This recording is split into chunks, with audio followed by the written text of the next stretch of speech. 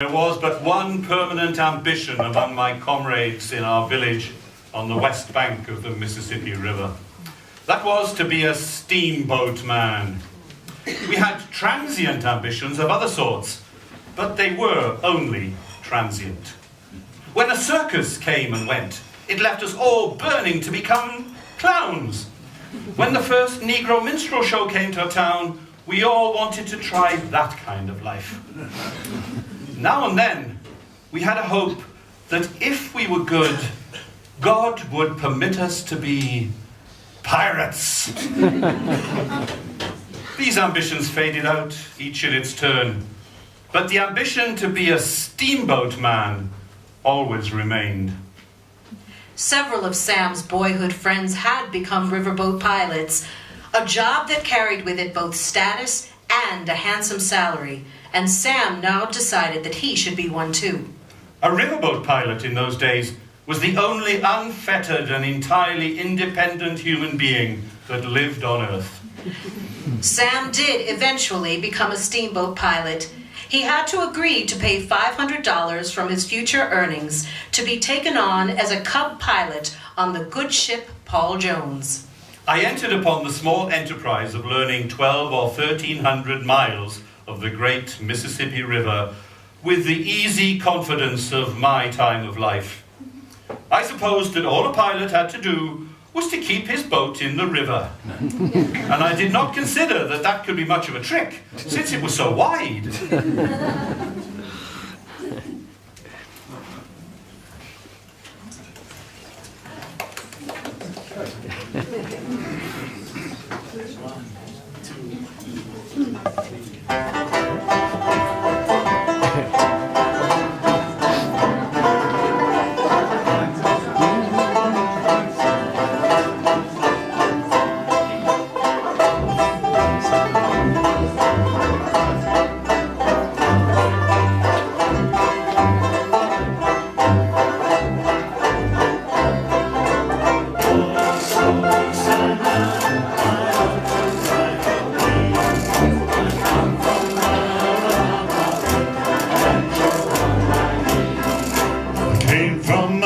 Alabama with a banjo on my knee, going to Louisiana, my true love for to see.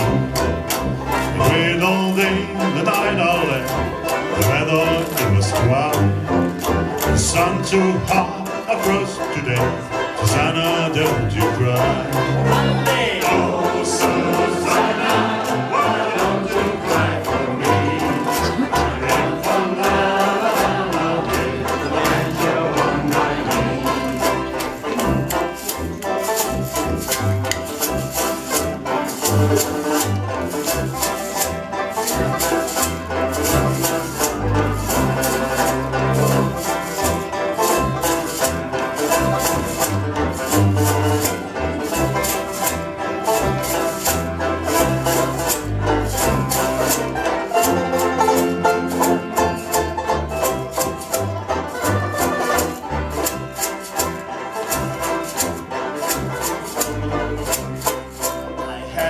Dream the other night and everything was full. I thought I saw Susanna coming on the hill. The buckwheat cake was in her mouth, a tear was in her eye. Said, I'm coming from the south, Susanna, don't you cry. Oh, Susanna, why don't you cry for me? I come from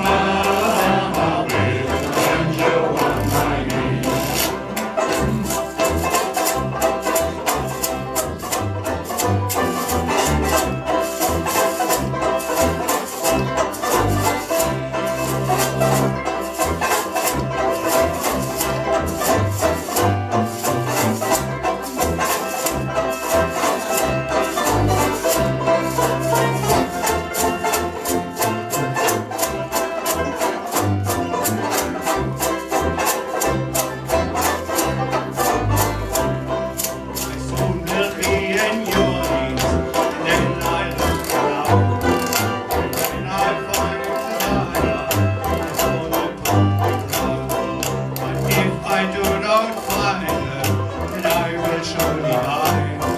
And when I'm dead and buried, Susanna, don't you mind? Oh, Susanna, oh, don't you cry for me. I come from love, and show on my knee.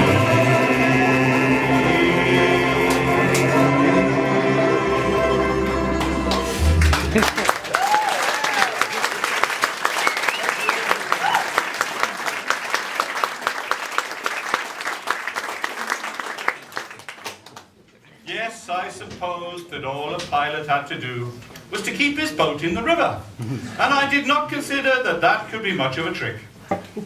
Sam soon realized just how wrong he had been. A riverboat pilot needed to commit to memory every landmark on both sides of the big river, from New Orleans north to St. Louis and back again.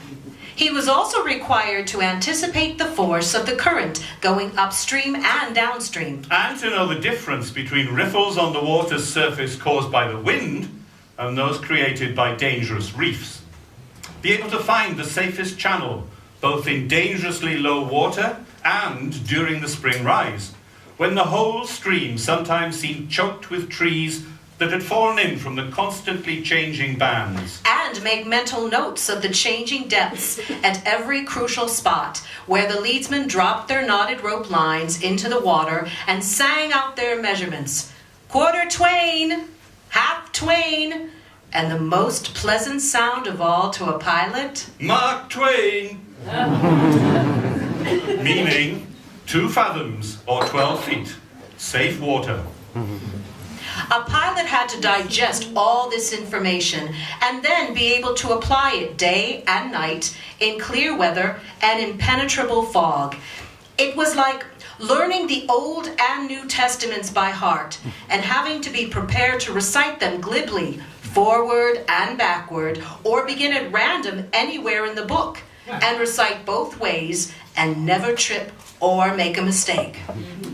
The face of the water in time became a wonderful book. A book that was a dead language to the uneducated passenger, but which told its mind to me without reserve, delivering its most cherished secrets as clearly as if it uttered them with a voice. And it was not a book to be read once and thrown aside, for it had a new story to tell every day.